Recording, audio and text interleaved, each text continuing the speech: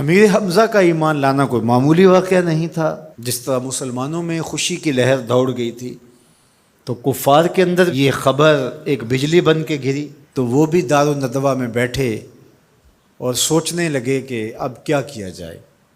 آج ایک حمزہ بن عبد المطلب گئے ہیں، کل کوئی اور چلا جائے گا تو یہ تو طاقتور ہو جائیں گے۔ عمر بن خطاب مجلس میں موجود تھے، کہا تم قصہ چھوڑو، یہ کام میرے ذمہ رہا، میں بانی اسلام کی زندگی کا چراغ ہی بجھا دیتا ہوں۔ روز روز کا قصہ ہی تمام ہوتا ہے، تلوار حمائل کی اور ارادہ قتل سے گھر سے نکلتے ہیں، تقدیر ہنس کے کچھ اور ہی بول رہی ہے۔ سودا لینے کے لیے بازار گئے، سودا لینے کے لیے بازار گئے، ہاتھ اس کے بکے جس کے خریدار گئے۔ تلوار حمائل کی ہے، بانی اسلام کی زندگی کا چراغ بجھانے کی آرزو ہے، گھر سے نکلتے 22 سال کی عمر ہے، جوانی ہے، بانکپن ہے، چہرے پہ جلال ہے، خطاب کا جری جواں بیٹا ہے۔ راستے میں ایک صاحب ملے، دیکھا اور کہا کہ کیا تیور ہیں اور ارادے کدھر کے ہیں؟ کہا چراغ اسلام بجھانے جا رہا ہوں۔ کہا اس کی روشنی تو تمہارے گھر میں بھی پہنچ گئی ہے۔ پوچھا کیا ماجرا ہے؟ کہا تمہاری بہن فاطمہ بنت خطاب اور تمہارے بہنوئی سعید وہ بھی اس آقا کے غلام بن گئے۔ بس غصے میں بہن کے گھر پہنچتے ہیں اور دروازے کو دستک دیتے ہیں۔ اندر قاری قرآن ان کو قرآن سکھا رہا ہے۔ اہل خانہ سمجھے عمر آئے ہیں اور تیور بھی اچھے نہیں ہیں، قاری کو کہیں گوشے میں چھپا دیا اور دروازہ کھولا۔ دروازہ کھولنے کی دیر تھی کہ بہن پہ ٹوٹ پڑے، مار دھاڑ شروع کر دی۔ تم سابی ہو گئی ہو، تم نے آباء و اجداد کا دین چھوڑ دیا ہے۔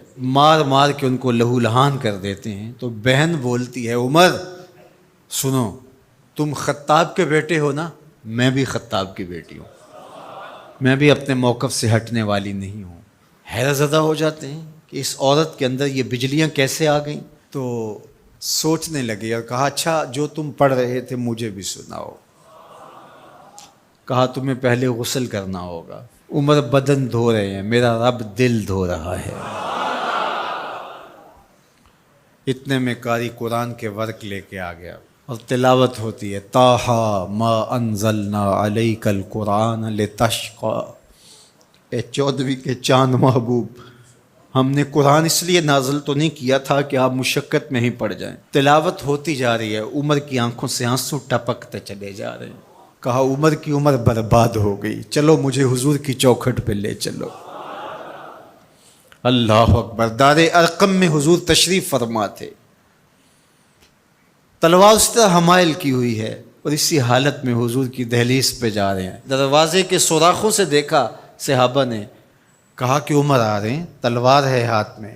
تو حضرت امیر حمزہ نے کہا گھبرانے کی ضرورت نہیں ہے، اگر ارادہ خیر سے آ رہے ہیں استقبال کریں گے، خوش آمدید کہیں گے، بٹھائیں گے، عزت دیں گے، اور اگر ارادہ اچھا نہیں ہے تو اسی کی تلوار سے اس کا سر کاٹیں گے۔ دروازہ کھلتا ہے، عمر حضور کے سامنے آ کے بیٹھتے ہیں اور میرے حضور کہتے ہیں عمر ابھی وہ وقت نہیں آیا کہ تم اسلام لے آؤ، اور یہی وقت تھا عمر کے اسلام لانے کا۔ حضرت عمر کلمہ پڑھتے ہیں، اشہد ان لا الہ الا اللہ وحدہ لا شریک لہ واشہد ان محمدً عبدہ ورسولہ۔ جو ہی عمر کی زبان سے کلمے کی صدا سنتے ہیں صحابہ، اتنے زور سے اللہ اکبر بے ساختگی میں کہتے ہیں مکے کی گلیاں گونج اٹھتی ہیں۔ اللہ اکبر۔ اب ایمان لانے کے بعد جناب عمر حضور سے پوچھتے ہیں کہ حضور ہم حق پہ نہیں ہیں؟ فرمایا ہم حق پہ ہیں، اللہ کا دین سچا نہیں ہے؟ کہا اللہ کا دین سچا ہے۔ کہا کہ آپ اللہ کے سچے رسول ہیں؟ فرمایا ہاں میں اللہ کا سچا رسول ہوں۔ تو کہا پھر ہم چھپ کے نمازیں کیوں پڑھیں؟ ہمیں صحن حرم میں جانا ہوگا۔